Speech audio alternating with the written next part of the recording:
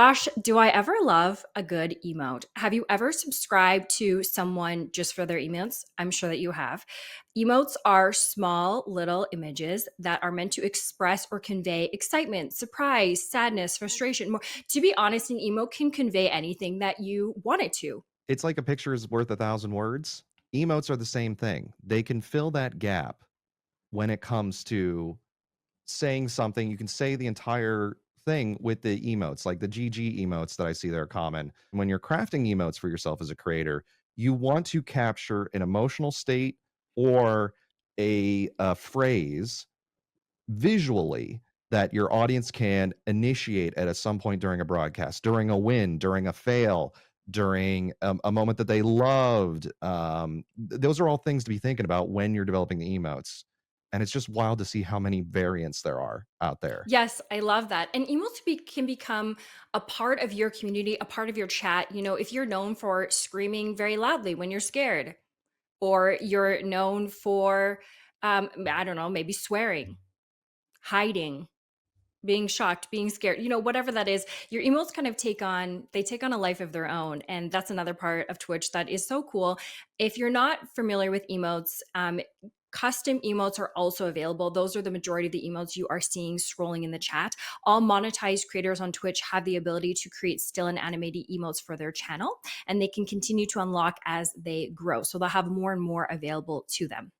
So let's touch a little bit deeper on emotes. Jay, can you talk to us about what makes a good emote? Because it's very easy to Mm, create an emote. It's not so easy to create an effective one. sure. Well, I know that many creators will create emotes that are specific to their community, right?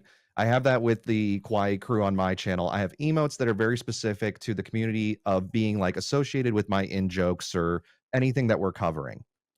What makes for a great emote is something that is universal or could be shared across multiple channels beyond your own. And when you think of it, when you're welcoming in new viewers, if they're not a part of the club yet, how can you welcome them into the club?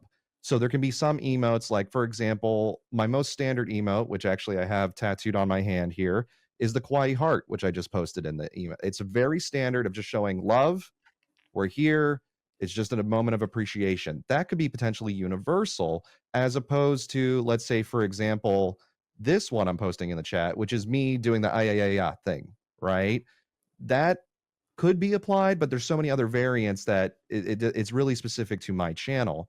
Whereas, here we go, dancing Pikachu can be applied on multiple. So you want to be thinking about, is the emote being created solely for my channel? Is it to be utilized and posted across many other channels? That's a great way for your community to show the representation and support of you on other broadcasters, but it also adds to that level of recognizability when people start to see, oh, wait, that's yours. That's your emote. And I've seen that across multiple channels. And that does occur with like the Pixel Heart for me, for example. Yes, absolutely. I've had people come to my stream and say they subscribed for my hug emote, which is a Totoro, but we'll just keep that on the down low. It's very cute if you're looking for one. But yes, we do have situations where people subscribe to you just for your emote. Or Apples is kind of a bit of my branding to go with snacks. And I ran into someone and their name was like Ye Old Apple. And then they were like, you have an Apple emote. And I was like, yes, please use this. This is great. So you never know when you'll stumble across someone who might find a use for your emote.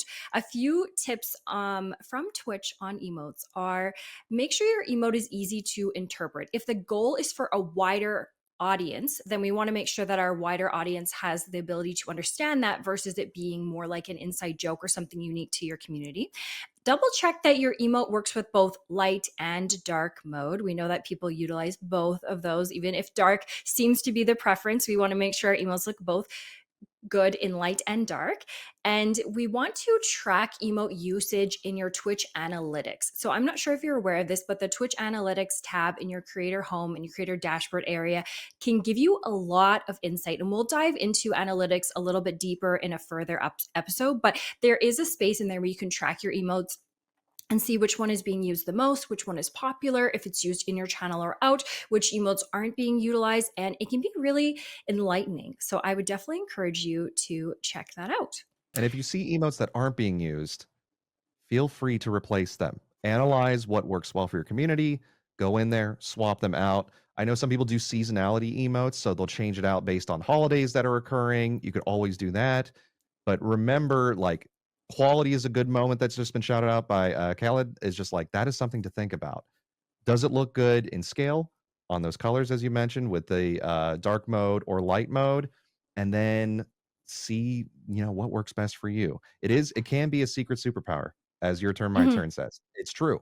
Definitely, and there's lots of cool ways that we can use emotes, and so just, keep your eyes and your ears open to how other people utilize them, and don't be afraid to take an idea and spin it into your own. Does anyone have a favorite emote creation tool? So for me, I do not create my own emotes. I hire a graphic design artist to do them. However, if you have emotes that someone has created for you and you need a free way to animate them, may I suggest makeemoji.com. This is not hashtag an ad, but dang, is that a good website? You can make them scroll, you can make them like zoom in, zoom out, flip. It's a great way to utilize what you already have. I know for me, I've done that with some of my more popular emotes. So I now have a still and an animated version of the same emote. And so it's a great budget friendly way to do that and one that I found very effective.